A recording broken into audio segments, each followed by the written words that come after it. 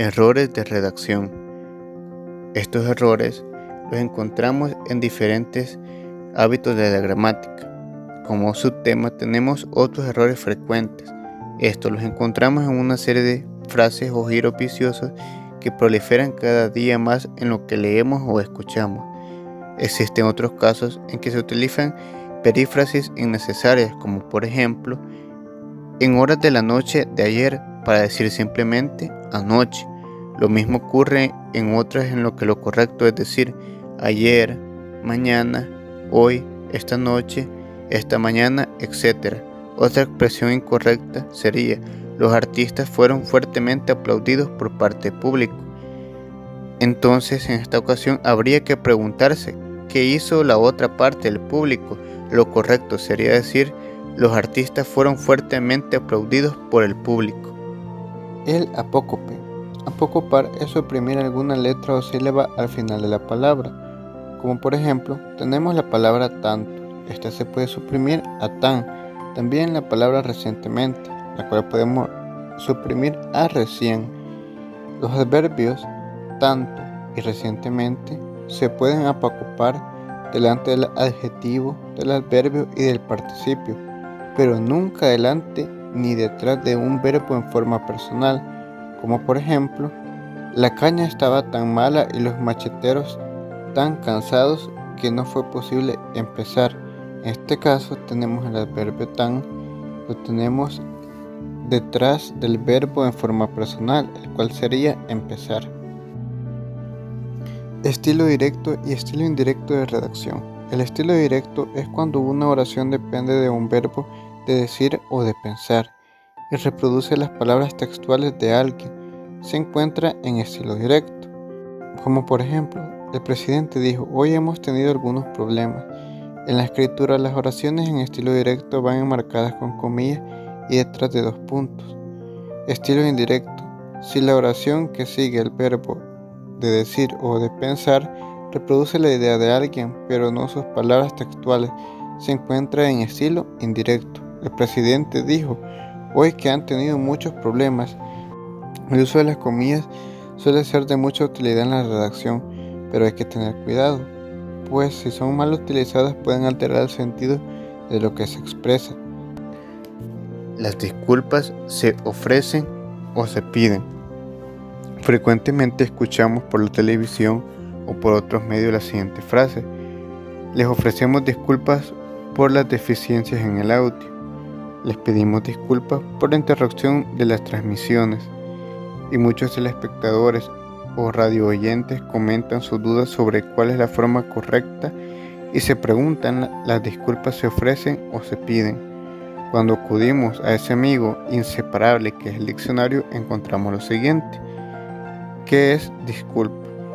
Disculpa es la razón que se da o causa que se alega para excusar o purgar una culpa. Disculpar es dar razones o pruebas que descarguen de una disculpa o delito. También no tomar en cuenta o perdonar las faltas u omisiones que alguien comete.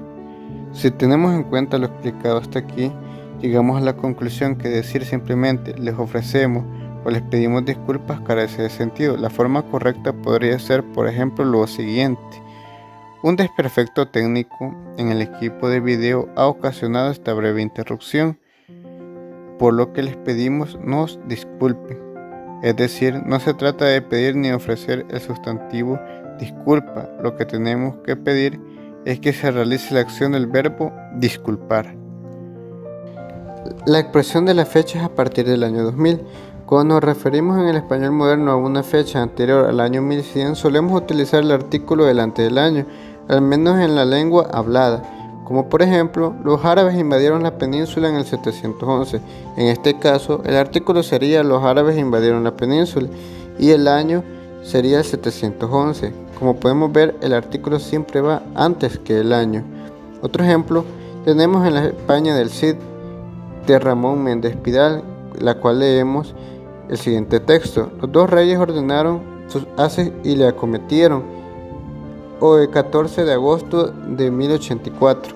Como podemos ver, el artículo sería: los dos reyes ordenaron sus haces y acometieron, y 14 de agosto de, y el año sería 1084. Como podemos ver, el artículo va antes.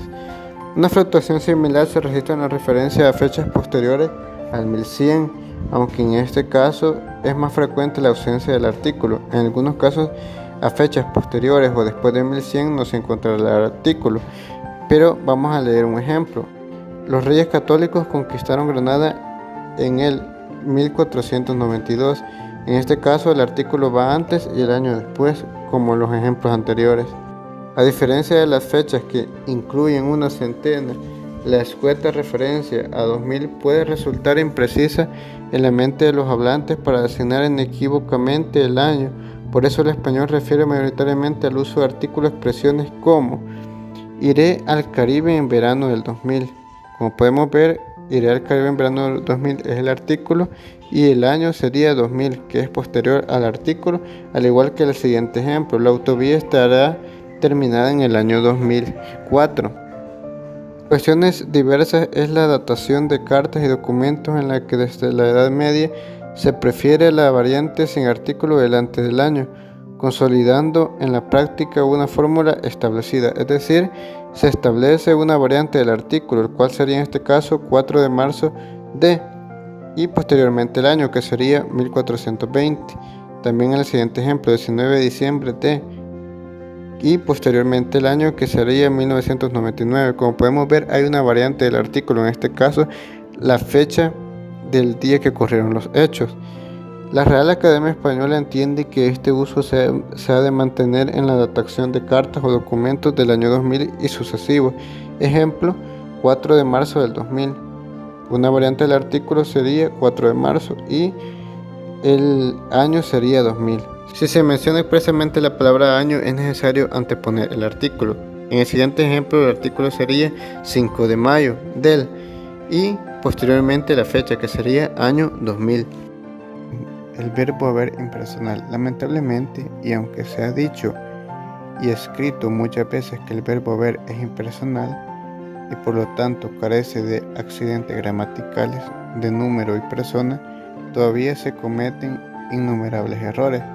Podemos decir, por ejemplo, que Juan estaba trabajando, Juan y Pedro estaban trabajando.